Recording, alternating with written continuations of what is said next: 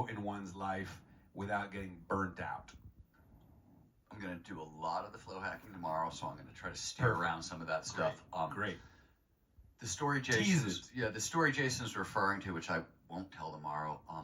When I was 30 years old, I got Lyme disease, and I spent 3 years in bed, and I was done. Like, the doctors pulled me off drugs. My stomach lining was bleeding out. There was nothing anyone else could do for me, and so if you're not familiar with Lyme, it feels like on the inside, it's like the worst flu you've ever had crossed with paranoid schizophrenia, and that's the most common misdiagnosis for Lyme is paranoid schizophrenia, because it gets into your brain and massively fucks up your brain. So my short-term memory was gone, my long-term memory was gone. In fact, if I met you before the age of 30, I probably don't know you anymore.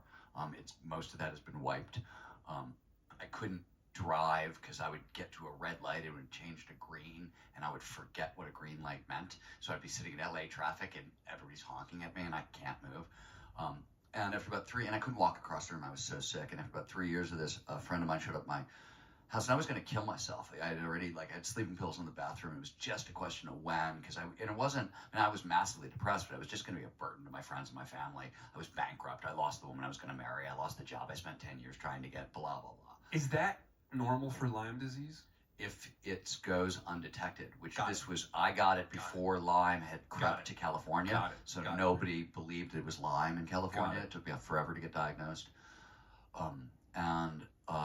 In the middle of this, a friend of mine shows up at my door and she demands that we go surfing.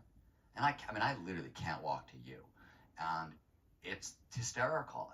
And she won't leave and she won't leave and she keeps badgering me and she keeps badgering me and won't leave my apartment. And after hours of it, I was like, I can kill myself tomorrow. Just anything to get her to shut up. Please, fine. And they sort of had to carry me to the car. And they drove me to Sunset Beach, which if you guys surf here in LA, you know that's the wimpiest beginner wave in the entire world. And it was a summer day, so the waves were really low and it was warm. And they gave me a board the size of a Cadillac, and the bigger the board, the easier it is to surf. They literally had to take my elbows and walk me out to the break. And I was out there 30 seconds. And muscle memory isn't actually a real thing, but we're going to use the term. But muscle memory took over. A wave came, and I spun my board, and I pedaled a couple times, and I popped up to my feet. And I popped up to a dimension that I didn't even know existed, right? I'm a science guy. I don't have mystical experiences. I certainly don't have them while surfing. What is flakier than that? And suddenly I felt like I could see out of the back of my head and time slowed down. And the best part, the most amazing part, was I felt good. I hadn't felt good. I had no idea what good even felt like anymore. And suddenly I felt good. All the pain was gone. I was clear-headed. And that wave felt so good. I caught 4 more. And after 5 waves, I was disassembled. They drove me home, they put me in bed. People had to bring me food for 15 days because I couldn't walk to my kitchen to make a meal, which was 25 feet away. And on the 15th day, which is the day I could walk again, I caught a ride back to the beach and I did it again.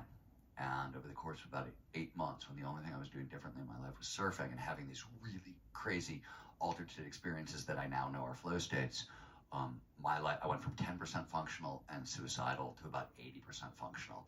And on my way back, and my first question was, okay, what the hell just happened? Because surfing is not a known cure for chronic autoimmune conditions, point A. And point B, Lyme's only fatal if it gets into your brain. And I was really sure that the only reason I was having these mystical experiences in the waves was because it was in my brain, and that's what was happening, and I was going to die very, very shortly, which was a very strange situation. So I lit out on a giant quest to figure out what the hell happened to me. And what I quickly learned, not quickly, it took years, but Herb Benson, cardiologist at Harvard, did a lot of this work.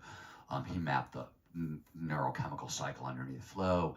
And what he pointed out is that when we go into flow, you reset the nervous system. So Lyme disease, any autoimmune condition, is a nervous system gone haywire.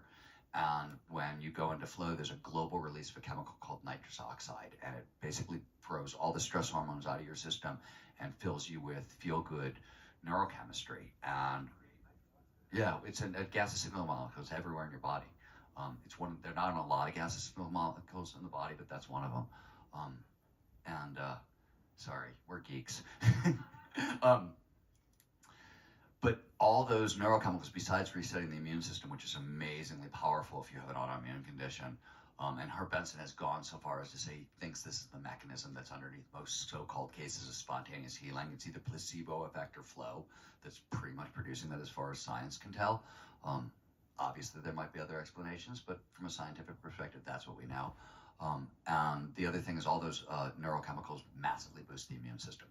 So you're resetting the nervous system, you're massively boosting the immune system, and over a period of time, it went, I got back to health. So that's the story he's referring to. And there was a second part to that. What else? What did?